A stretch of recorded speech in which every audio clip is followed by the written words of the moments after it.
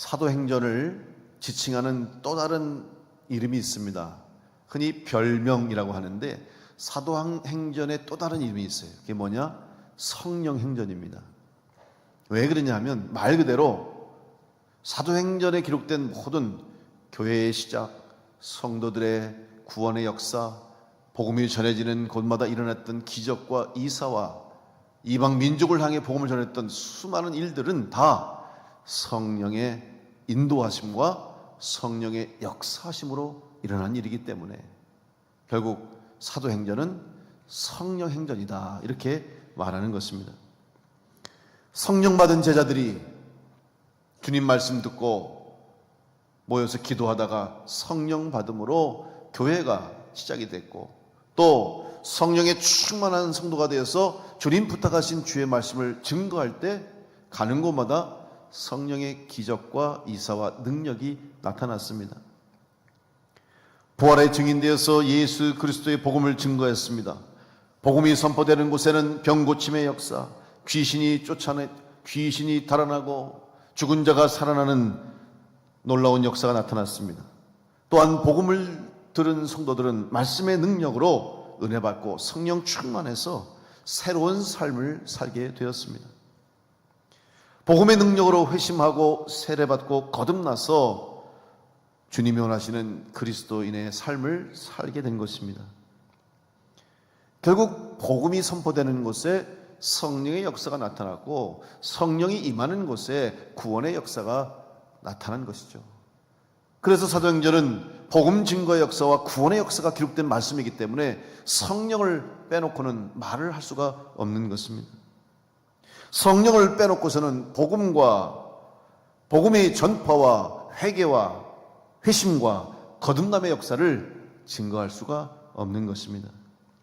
모든 일들은 다 성령께서 일하신 일입니다.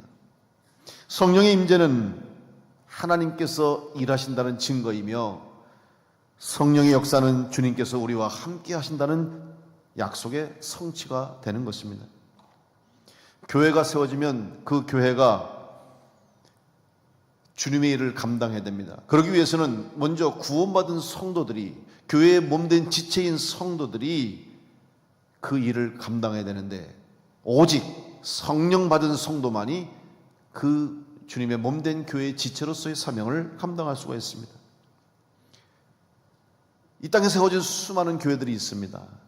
근데 그 모든 교회는 다 하나의 교회라고 말할 수 있어요. 물론 나라가 다르고 언어가 다르고 인종이 다르고 문화가 다르고 살아가는 삶의 모습이 다 다르지만 이 세상에 세워진 모든 교회는 다 같은 주님의 교회입니다. 왜냐하면 같은 하나님을 믿고 같은 예수 그리스도로 말미암아 구원을 얻고 같은 성령을 통해서 능력을 받았기 때문에 이 땅의 모든 교회는 같은 주님의 교회, 하나의 교회입니다. 오늘도 여러분이 예배를 드리면서 사도신경으로 신앙을 고백했습니다. 그 사도신경에 교회에 대한 고백이 나오는데 성령을 믿사오며 거룩한 공회와 성도가 서로 교통하는 것과 이 부분이 나와요. 여기서 성령을 믿사오며 거룩한 공회라고 고백해요. 여기서 거룩한 공회는 거룩한 공교회, 하나의 교회를 말하는 거예요. 영어로 Universal Church예요. 이 땅의 모든 교회는 다 똑같은 교회라고 하는 고백인 것입니다. 교파가 다르고 조금씩 신학이 다르다 할지라도 예수 그리스도를 구주로 고백하고 하나님을 아버지로 믿는, 또한 성령의 역사를 믿는 교회와 성도는 다 같은 교회라는 신앙의 고백인 것입니다. 사도 바울은 고백합니다. 오늘 우리가 교독문에서도 함께 교독한 것처럼 에베소서 4장 4절로 6절의 말씀에 몸이 하나요 성령도 한 분이시니 이와 같이 너희가 부르심의 한 소망 안에서 부르심을 받았느니라. 주도 한 분이시요 믿음도 하나요 세례도 하나요 하나님도 한 분이시니 곧 만유의 아버지시라. 만유 위에 계시고 만유를 통행하시고 만유 가운데 계시도다. 바로 하나된 교회임을 고백하는 것이고, 특별히 성령으로 하나된 교회와 성도가 주님의 부르심에 따라 주님의 몸된 교회를 세우고 구원의 역사를 이루어감을 고백하는 것이죠. 그래서 어느 교회든지 이단이 아닌 이상 그 교회에서 믿음 생활을 하다가 세례를 받고 또 직분을 받고 사명을 받으면 어느 교회든 다 인정해 줍니다. 세례를 인정해 주고 그의 직분을 인정해 주는 거예요. 이유가 뭡니까? 같은 교회이기 때문에 그래요. 모든 교회는 다 한 분이신 예수 그리스도를 섬기고 또 주님의 약속하신 성령을 받은 교회이기 때문에 우리는 다 하나가 될 수가 있는 것입니다. 흔히 교회 이 땅에 세워진 모든 교회의 가장 모범적인 교회, 그리고 가장 본이 되는 교회, 또 신앙의 중심이 되는 교회를 이야기하면 우리는 흔히 초대교회를 이야기합니다. 초대교회를 이 땅의 교회의 롤 모델로 또 모범으로 삼고 있습니다. 그러면 초대교회 신앙과 초대교회 성도들과 초대교회 모습은 처음부터 완전했습니까? 모든 것이 완전히 준비되어 시작했습니까? 아닙니다. 부족했습니다. 처음에는 교회라는 공동체를 만들려는 생각도 계획도 없어요. 주님께서 인도하셔서 주님 말씀대로 모여서 기도하다가 성령 받아서 성도들이 복음을 전하게 됐고 그것이 교회가 됐고 조직을 하게 됐고 직분자를 세우게 되었으며 복음 전도자를 파송하게 된 것이죠. 이 모든 일들을 이루신 분, 다시 말하면 교회를 세우신 분도 성령의 역사하심 가운데 우리 주님이 교회를 세우신 것입니다. 초대교회 역시 처음에는 모든 조직과 또 모든 모양새가 모습이 완전하지 않았습니다. 제자들의 신앙과 제자들의 생각과 또한 성도들의 모습도 온전하지 못했음을 우리는 알 수가 있습니다. 불완전하고 부족한 모습을 가졌음에도 불구하고 초대교회가 칭찬받는 교회요, 교회다운 교회가 될 수 있었던 것은 바로 성령의 인도하심에 순종하는 교회와 성도가 되었기 때문입니다. 지금 사도행전을 강의를 통해서 우리가 살펴보면 알듯이 여러분 초대교회 성도들의 모습이 어땠습니까? 오히려 주님이 정말 부탁하신 일을 잘 해내지 못했어요. 예수님께서 부활하시고 제자들에게 40일 동안 부활의 확인을 해주시고 증거해 주신 이후에 하늘로 올라가시면서 부탁하신 말씀이 너희는 사마리아와 온 유대와 땅끝까지 이르러 내 증인되라고 말씀하셨습니다. 그런데 제자들은 그 말씀을 듣고도 성령을 받고 나서도 복음을 땅끝까지 전하지 못했습니다. 예루살렘에 머물러 있었습니다. 예루살렘 교회에만 관심이 있었고 같은 유대민족 우리끼리만의 교회를 세우려고 했어요. 분명히 주님께서 사마리아로 가라 그랬어요. 바로 옆에 있는 사마리아, 가기를 꺼려했던, 가고 싶어 하지 않았던, 만나고 싶지 않았던 사마리아인이 살았던 사마리아인 땅, 가까운 거리임에도 불구하고 그 벽조차 허물지 못했잖아요. 부정하다고, 거룩하지 못하다고. 그래서 오죽하면 예수님이 온 유대와 사마리아와 땅끝까지, 이 사마리아를 왜 껴놨습니까? 차라리 그냥 땅끝까지 그래도 되는데 사마리아라고까지는 이름을 직접 언급하신 것은 그만큼 유대인들에게 있어서 사마리아라고 하는 지역과 땅은, 사람들은 가까이 할 수 없는 마음의 벽이 있었고 그들의 삶에 또한 전통과 율례와 규례가 있었기 때문에 이걸 부수는 것이 얼마나 어려웠다 하는 것을 이미 주님은 알고 계셨죠. 그런데 초대교회 성도들은 어때요? 사마리아도 가지 못했잖아요. 어쩔 수 없이 이끌려서 가게 됐고 유대 땅끝까지 가려고 하지 않았습니다. 그런데 하나님의 성령의 인도하심 따라서 교회가 이제 스데반이 순교한 이후에 박해가 시작되고 핍박을 받으면서 어쩔 수 없이 흩어지면서 이방 땅으로, 외국으로, 먼 곳까지 복음이 전해지는, 성도들의 발걸음을 통해서 복음이 전해지는 역사가 일어나는 거예요. 이걸 보면 초대교회 성도들의 신앙과 그들의 영적인 상태와 또한 그들의 교회의 모습이 주님이 원하시는 온전한 모습이 아니었다는 것을 우리는 분명히 알 수가 있는 것입니다. 사도 바울은 다메섹을 향해 가면서 무슨 생각을 했습니까? 예수 믿는 성도들을 잡아다가 옥에 가두고 그들을 다 뿌리 뽑아야 되겠다는 생각 가지고 다메섹을 향했던 그가 그곳에서, 그 길 위에서 부활하신 주님을 만났습니다.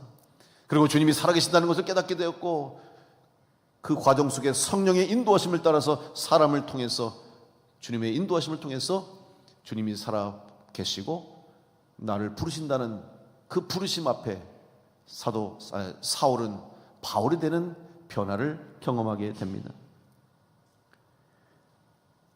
바울이 되어서 내가 만난 예수님을 증거하며 복음을 전하는 전도자의 사명을 감당하게 됩니다. 사울이 바울이 되고 예수를 핍박하던 그가 주님의 제자가 된 이후에 그의 삶은 완전히 달라졌습니다. 사울로 살아오던 그의 삶의 기준이 율법 중심이었다면 예수님 만나고 난 이후에, 바울이 된 이후에는 그의 삶의 중심에 예수 그리스도, 성령께서 인도하시는, 성령의 이끌림을 받는 존재로 변화된 것입니다. 이 과정 속에 중요한 것이 무엇입니까? 그것은 바로 평생토록 목숨처럼 소중하게 여겨왔던 그동안의 유대인의, 유대교의 신앙의 관습과 율례와 규례를 버리는 과정이 필요했던 것이죠. 포기할 수 있는 용기가 생긴 것입니다. 그래서 사도 바울은 훗날 고백합니다. 빌립보서 3장 7절로 9절 말씀에 그러나 무엇이든지 내게 유익하는 것을 내가 그리스도를 위하여 다 해로 여길 뿐더러 또한 모든 것을 해로 여김은 내 주 그리스도 예수를 아는 지식이 가장 고상하기 때문이라. 내가 그를 위하여 모든 것을 잃어버리고 배설물로 여김은 그리스도를 얻고 그 안에서 발견되려 함이니 내가 가진 의는 율법에서 난 것이 아니요 오직 그리스도를 믿음으로 말미암은 것이니 곧 믿음으로 하나님께로부터 난 의라. 사도 바울의 신앙 고백 속에 그동안 자기가 중요하게 여겼던 것들, 가치 있게 여겼던 것들이 다 이제는 배설물처럼 가치 없는 거로 여기게 된 거예요. 그의 삶의 변화가 일어난 것이죠. 바로 성령께서 임하셨기 때문에, 성령이 역사하니까 그의 생각이 바뀌고 그의 가치관이 바뀌고 그의 인생이 바뀌게 되었습니다. 바로 교회는 이처럼 변화받은 사람들의 모임, 예수 그리스도의 복음으로, 십자가의 대속의 은혜로, 성령의 역사하심으로 변화받은 인생들이 모여서 주님의 일을 위해서 힘쓰고 충성하는 곳이 바로 교회인 줄로 믿습니다. 사도 바울은 성령으로 거듭나서 주님의 제자가 된 이후에 특별히 이방 민족을 향해서 복음을 전하는 전도자의 사명을 감당했습니다. 이방인들에게 복음을 전한다는 것은 그리 단순한 일이 아니었습니다. 가서 복음을 전하는 것으로 끝나는 것이 아니었고 설교를 하는 것으로 끝나는 것이 아니라 이방인들에게 복음을 전한다는 것은 때로는 그들을 향해 선전포고를 하는 것과도 같아요.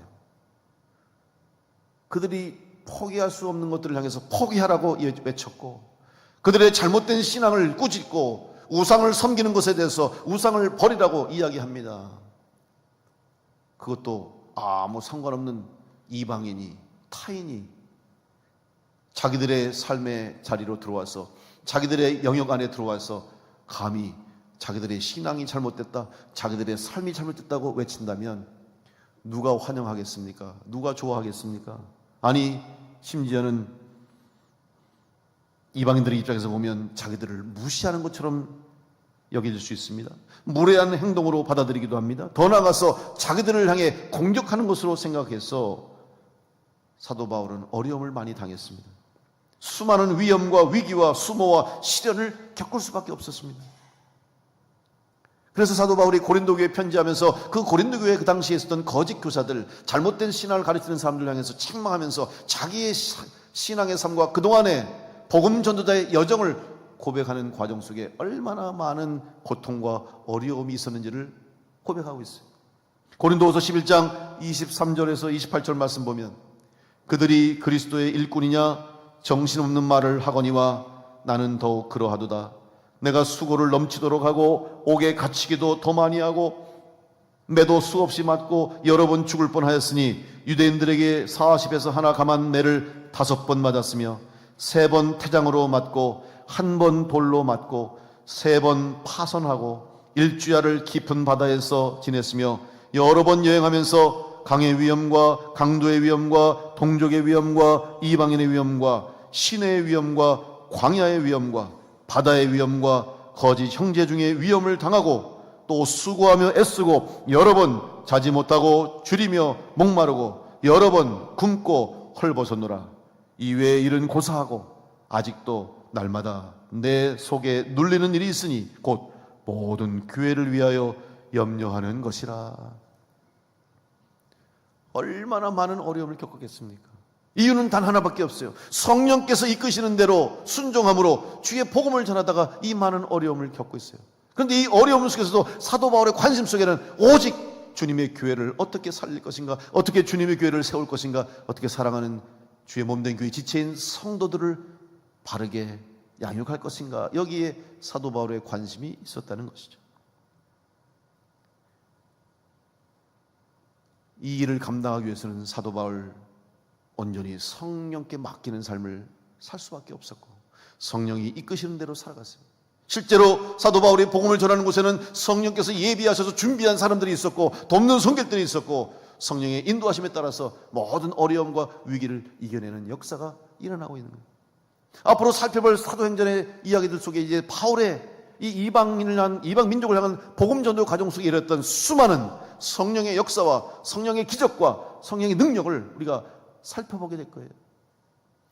이렇게 자신 있게 담대하게 고난 속에서도 사도 바울이 외칠 수 있었던 것은 바로 성령님이 역사하신다는 사실과 성령님이 내 삶을 이끄신다는 믿음과 확신이 사도 바울에게 있었기 때문에 두려워하지 않고 주저하지 않고 복음을 전하며 간증할 수가 있는 것입니다. 이 모든 일을 가능한 것은 바로 사도 바울의 마음속에 주님의 마음이 있었기 때문입니다. 오늘 베드로도 이방인을 향해서, 특별히 로마 군대의 장교인 고넬료를 향해서 주의 복음을 전하고 그의 가정을 구원하는 일에 쓰임받을 수 있었던 것은 역시 성령의 인도하심에 따라 순종했기 때문입니다. 그렇게 할 수 있는 것은 바로 주님의 마음을 품었기 때문이다. 먼저 주님께서 나를 용서해 주시고 내 죄를 사해 주시고 나를 위해 십자가 주셨다는 그 믿음과 그 주님이 지금 성령을 통해서 나와 동행하신다는 확신이 있었기 때문에 베드로는 주저하지 않고 성령이 이끄시는 대로 순종하며 복음을 전했던 사실입니다. 오늘 우리는 성령의 인도함을 받아야 할 성도인 줄로 믿습니다. 만약 주님께서 우리의 죄를 용서해 주시지 않고 우리의 부족함을 받아주시지 않았다면 우리는 구원을 받을 수 없을 뿐만 아니라 이 자리에 나와서 예배할 수도 없고 하나님을 아버지라고 부르며 기도할 수도 없고 하나님이 약속하신 은혜와 복을 누릴 수도 없으며 영원한 천국을 소망할 수도 없는 죄 가운데 죽어 영원한 형벌 속에 처해질 수밖에 없는 불행한 인생일 수밖에 없는 존재였습니다. 그런데 예수님의 은혜로 십자가의 보혈로 성령의 역사하심으로 오늘 우리가 구원받아서 이 땅 가운데서 주님의 몸된 교회의 지체로서의 사명을 감당하게 된 것입니다. 이 마음을 품고 오늘 주님께서 우리에게 부탁하시는 이 말씀, 우리 교회와 우리 성도들을 통해서 땅끝까지 복음 전하고 영혼을 구원하라고 부탁하신 이 말씀을 순종하고 올 수 있도록 오늘 여러분 마음속에 주님의 마음을 품게 되시기를 간절히 축복합니다. 그 마음을 품고 우리는 매일매일 새로운 주님의 은혜로 거듭난 삶을 살아가야 되는 거예요. 하루하루가 날마다 새로워진다고 하는 구약의 고백이 있지 않습니까? 아침마다 새롭다고 고백해요. 아침마다 새로워져야 된다. 매일매일이 새로워진다는 이 말은 다시 말하면 매일매일 은혜 받지 못하면 살 수 없고 매일매일 성령의 인도하심과 이끄심을 받지 못한다면 우리는 살아갈 수 없는 존재라는 고백인 것이죠. 고린도서 5장 17절에도 그런즉 누구든지 그리스도 안에 있으면 새로운 피조물이라. 이전 것은 지나갔으니 보라 새 것이 되었도다. 여러분 그리스도 안에 거할 때 성령님이 내 삶을 인도하실 때 우리는 날마다 새로운 피조물로 새 사람이 되어서 끝까지 승리의 삶을 살게 될 줄로 믿습니다. 교회는 바로 그런 죄인된 성도들이 모인 거예요. 여러분 어떤 분은 말합니다. 교회는 의로운 사람들, 선한 사람들, 착한 사람들 가는 거 아니냐고. 그래서 교회 오라고 전도하면요, 나는 죄진 게 많아서 못 가겠다고. 아닙니다. 죄 졌기 때문에 와야 되는 거예요. 여러분 교회는 죄인들이 모이는 곳입니다. 교회는 병든 사람들이 모이는 것이고 교회에는 상처받고 버림받고 약한 존재인 이 땅에 많은 인생들이 와서 교회에 와서 예수 믿고 구원받고 죄인에서 의인으로, 죽은 자에서 살아있는 자로, 병든 자에서 고침받은 자로 변화되는 것이 바로 우리 교회인 줄로 믿습니다. 교회는 그래서 세상을 향해 문을 열어야 되는 거예요. 복음대로 누구든지 예수 그리스도를 구주로 고백하면 다 주님의 자녀가 되고 구원받을 수 있다고 하는 이 복음의 진리를 놓고 세상을 향해서 열려있는 교회가 되고 세상을 향해서 복음을 전하고 복음을 선포하고 구원을 행하는 우리 교회가 되어야 할 줄로 믿습니다. 그러기 위해서는 먼저 여러분의 마음이 열려 있어야 돼요. 여러분 마음이 새로워져야 돼요. 베드로는 당시 이방인이었습니다. 로마 군인 고넬료와 그의 가족과 친척들과 가까운 친구들을, 그들을 바라보는 베드로의 마음이 어떤지 아십니까? 솔직히 말씀드리면 베드로는 그들에게는 성령이 역사할 줄 몰랐어요. 그들에게는 성령이 역사하지 않을 거라는 생각이 베드로 사도의 마음속에 있었다는 거예요. 그러니까 내가 이들에게는 세례를 베풀 필요도 없다고 생각했습니다. 근데 거기 왜 갔습니까? 성령이 이끌어가신 거 한 거예요. 여러분, 베드로가 여기까지 온 게 어떻게 된 거예요? 우리가 지금까지 살펴봤잖아요.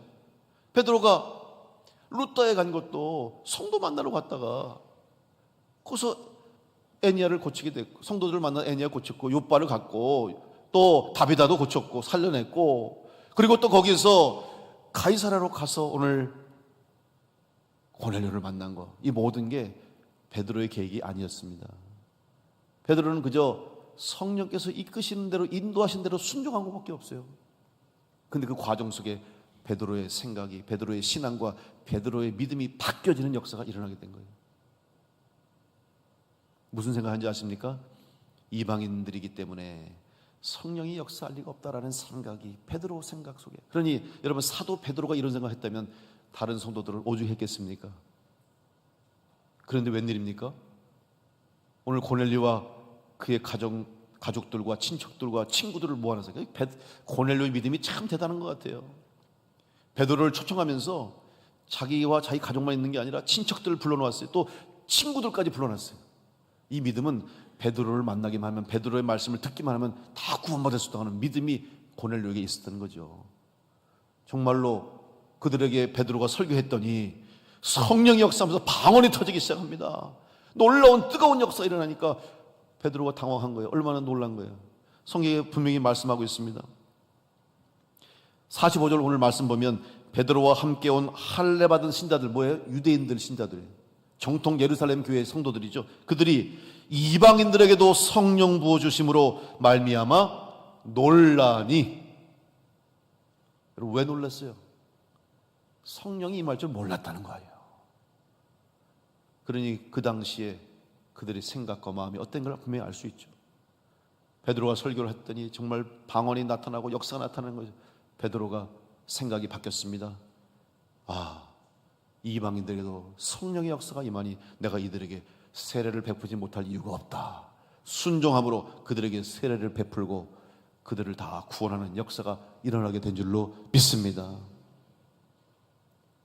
우리는 그냥 성경 읽으면서 그냥 베드로가 이방민족 로마 군인, 그래 잘했다. 이거 간단한 일이 아니야. 한번 생각해볼까요? 다시 말씀 바꿔볼까요? 우리 한번 입장에서 재해석해보면, 우리가 일제시대 때 우리나라를 다스리고 주둔했던 일본군 장교 집에 가서 복음을 전하고 그의 가정을 축복하고 구원하라면 여러분 선뜻 하시겠습니까? 내가 다른 사람에게는 다 전해도 내가 일본 놈에게는, 이러면서 안 할 사람 많아요. 지금 똑같은 상황이에요. 로마가 다스리던 시대에 로마군이 들어와 있었고 로마가 압제하던 시대였어요. 그 로마군의 장교, 그의 가정과 가족들을 오늘 베드로가 축복하고 복음을 전했다는 것, 결코 쉬운 일이 아니었어요. 어떻게 가능했냐? 성령께서 인도하시고 주장하시니까 그 일이 가능하게 된 줄로 믿습니다. 교회와 우리 성도들은 이 세상을 향해서 주님이 주신 마음을 품을 때에 복음이 전해지고 그 속에 구원의 역사가 나타나게 됩니다. 그것이 바로 초대교회 역사예요. 지금까지 이 땅의 교회가 행한 일입니다. 지금 교회의 위기를 호소하고 있습니다. 지금뿐입니까? 기독교 역사 속에 수많은 교회가 당한 어려움과 위기가 있었습니다. 그때마다 한마디로 다 같이 외치는 소리가 초대교회로 돌아가자고 외칩니다. 초대교회 신앙을 회복하자고 외칩니다. 초대교회 신앙이 무엇입니까? 초대교회가 무엇입니까? 바로 이방인을 향해서 닫혔던 자기들의 마음의 생각을 바꾸고 자기들의 마음의 문을 여는 것이 바로 초대교회의 부흥의 역사요, 성령의 역사가 되는 것입니다. 변해야 된다는 것이죠.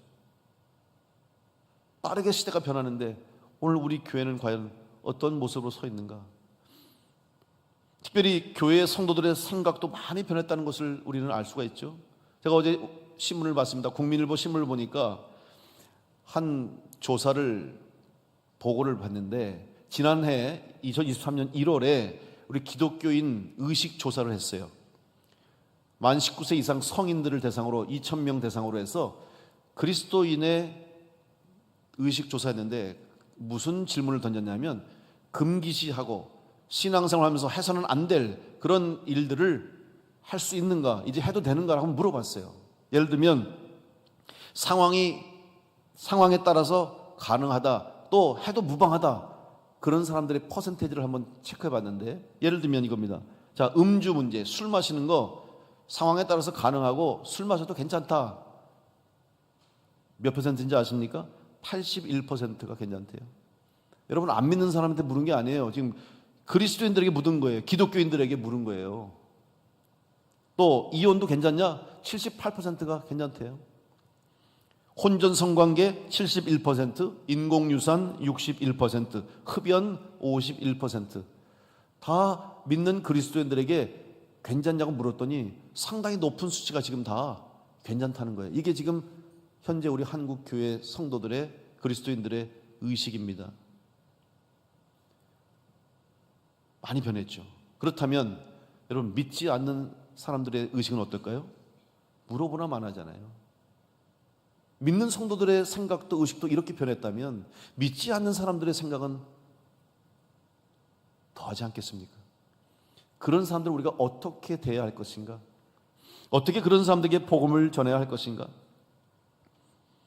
오늘 많은 사람들은, 또 우리 많은 교회와 성도들이 세상을 향해서 비난합니다.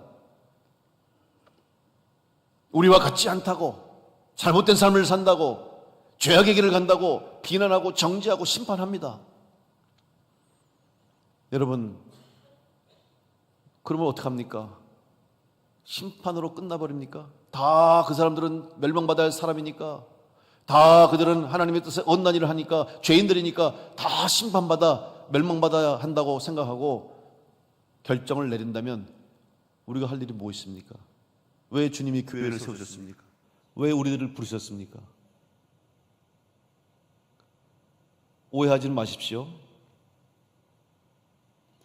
용서하고 용납한다고 해서 불의와 타협하거나 복음이 아닌 사상과 신학을 인정하는 말은 절대 아닙니다. 진리는 변하지 않습니다. 하나님 말씀은 절대 영원하십니다. 구원의 길은 오직 예수 그리스도밖에 없습니다. 그러나 이 복음을 전하는 일에 있어서는 시대에 따라서 특별히 이들을 향해 다가서는 성도들의 마음이 달라져야 한다는 거죠. 정죄하기에 앞서서, 비난하기에 앞서서 그들도 변화받으면, 그들도 달라지면, 예수님 만나면, 성령이 임하시면 그들도 우리와 같이 그리스도인이 될 수 있고 주님의 자녀가 될 수 있고 하나님의 자녀가 될 수 있다고 하는 믿음을 가지고 그들을 향해서 다가서야 할 줄로 믿습니다. 이런 모습을 주님이 원하시는 거예요. 그러면서 어제 신문에 보니까 한 가지 예를 들면서 교회의 모습을 비판한 걸 제가 읽었어요. 특별히 요즘 젊은이들 보면 문신을 하는 친구들이 많아요. 우리는 일반적으로 문신 그리면 사실 이미지가 안 좋잖아요. 그런데 얼마 전에, 몇 주 전이에요, 우리 요즘 젊은 청소년, 청년들이 좋아하는 CCM 찬양 그룹 중에 We Love라고 하는 그런 그룹이 있는데, 그 We Love가 이제 짧은 영상, 쇼츠라고 하는 그 찬양을 가지고 이제 크리스찬 댄스 팀이 있어요. 요즘도 뭐 힙합이라든지 이런 그 댄스를 통해서 복음 전하고 선교하는 그런 크리스찬 댄스 팀이 있는데, 그 댄스 팀이 이 We Love의 찬양을 하면서 춤을 췄어요. 그런데 문제가 뭐냐면 그 댄스 팀의 크루, 댄스 팀의 일원 중에 한 사람이 여자 청년인데 문신이 팔에 이렇게 많이 했더라고 보니까.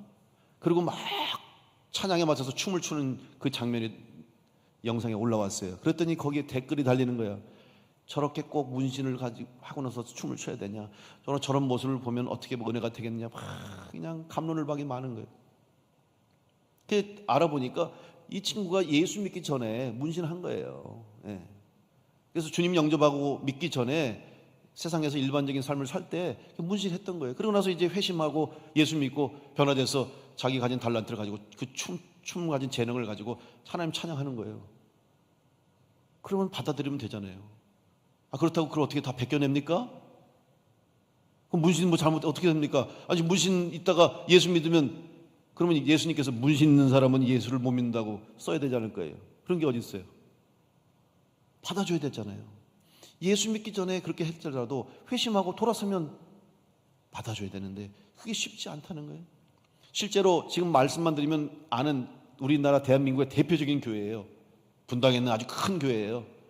거기에 하는 찬양사역자 목사님이 있어요. 여자 목사님인데 그분이 미국에 있다가 우리나라 와서 사역하시고 목사님 되셨는데, 그분도 역시 미국에 있을 때 예수 믿기 전에 신앙생활 제대로 못했을 때 방황할 때 손에 문신을 하나 새겼어요. 아주 적어요. 문신이 요만해. 근데 찬양하는데 찬양사역하면서 손을 들자 하나님 앞에 찬양하면서 은혜 받으니까 손을 드는데 화면에 보면 여기 문신이 보이는 거예요. 교인들이 저거 좀 안 보였으면 좋겠다. 심지어는 어떤 교인은 내가 돈 줄 테니까 가서 레이저로 지지라고 그랬다는 거예요. 그 목사님은 상처를 많이 받았대요. 그 담임 목사님도 너무 안타까워하는 거예요. 예전에 문신 새긴 거, 지금 예전의 모습이 중요해, 현재의 모습이 중요하고 변화된 모습이 중요한데 그 모습이 그렇게 거슬리는가? 그 모습이 그렇게 신앙에 방해가 되는가? 오히려 나 예전에 이렇게 살았지만 이제 예수 믿고 변화돼서 찬양하는 사역자를 파는 오히려 더 은혜롭지 않을까요? 제가 이상합니까? 이것이 정말 주님이 우리에게 원하시는 마음과 모습이 아니겠습니까? 우리가 세상을 향해서, 우리 교회와 성도들이 이 세상을 향해서 이런 마음을 가지고 주님의 마음을 품고 한 영혼이라도 더 구원하고 한 심령이라도 살려내려고 하는 마음을 가진다면 그들의 지나간 과거와 그들의 잘못된 것들을 받아들이고 용납할 수 있는 마음이 있어야 되는 거예요.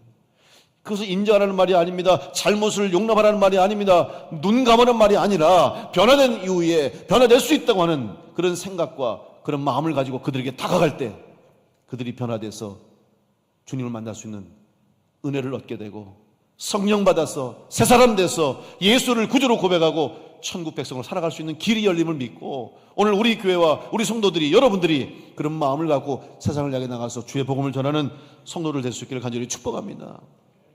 베드로는 오늘 고백합니다. 오늘 말씀해 보니까 47절에 이에 베드로가 이르되 이 사람들이 우리와 같이 성령을 받았으니, 우리와 같이 성령을 받은 사람들이다. 여러분, 이 말씀 속에는 이 사람들은 우리와 같이 않다라고 하는 생각이 있었다는 것을 반증하는 거 아니겠습니까? 우리는 너희와 다르다, 나는 너와 다르다라고 생각했던 베드로가 성령의 역사하심 속에서, 성령의 임재하심 속에서 저들도, 이방인들도, 내가 생각할 때 버림받은 인생이라고 하는 저들도 성령이 임하시니까 우리와 같이, 나와 같이 성령 받고 구원받고 하나님의 자녀가 될 수 있다는 사실을 깨닫는 순간 사도 베드로의 마음이, 생각이 바뀌어진 것입니다. 바로 이것이 초대교회의 역사이고 초대교회가 주님의 교회로 칭찬받는 이유가 된 줄로 믿습니다. 저는 우리 교회와 우리 성도들이 주님이 부탁하신 이 복음 전파의 사명과 영혼 구원의 사명을 위해서 오늘 베드로의 마음처럼 이 땅의 모든 사람들, 특별히 지금도 죄 가운데, 죽음 가운데 살아가는 수많은 영혼들이 우리와 같이 주님 앞에 나와 예배하고 구원받을 수 있는 영혼임을 믿고 그들을 향해서 기도하며 그들을 향해서 복음을 전하고 그들을 향해서 예수를 증거할 수 있는 우리 교회와 성도가 될 수 있기를 간절히 축원합니다. 그것이 바로 주님이 이 땅에 교회를 세우신 이유요, 교회가 존재하는 이유임을 깨닫고 여러분 마음의 문을 열고 세상을 향해 나아가는 우리 교회가 되기를 간절히 축복합니다. 교회는 우리끼리만의 모임이 아닙니다. 우리끼리 모여서 예배드리고 우리끼리 재밌게 지내고 우리끼리 잘 살고 우리끼리 복받고 교회가 아니에요. 우리와 같이 이 땅의 모든 사람들이 누구든지 더 많은 영혼들이 주님 앞에 나와서 우리와 함께 예배하고 우리와 함께 구원받고 우리와 함께 성령의 충만을 받을 수 있도록 세상을 향해 나가는 교회가 되어야 할 줄로 믿습니다. 교회는 흩어지는 교회입니다. 여러분이 교회입니다. 여러분 한 분 한 분이 주님의 교회인데 여러분의 교회는 어디 있냐? 이 세상에 있는 거예요. 여기에 모여서 주일날 한 번 교회에 모였다, 예배로 모였다, 그건 주님의 교회가 아니에요. 교회에 와서 주일날 주님 앞에 예배하고 은혜 받고 능력 받고 성령 충만하고 셈을 얻어서 다시 흩어져서 여러분의 가정으로, 여러분의 일터로, 여러분이 있는 곳에 세상에 흩어져서 여러분을 통해서 역사하시는 성령의 역사, 성령의 능력, 성령의 임재하심을 증거할 때 그로 말미암아 또 다른 사람이 주님 만나고 또 다른 사람이 주님 영접할 수 있는 놀라운 일들이 일어남을 믿으시고 주의 부르심에 합당하게 주님의 몸된 교회를 세우며 우리와 같이 주님을 섬길 수 있도록 영혼 구원에 힘쓰는 우리 모든 성도들과 우리 교회가 될 수 있기를 간절히 축원합니다.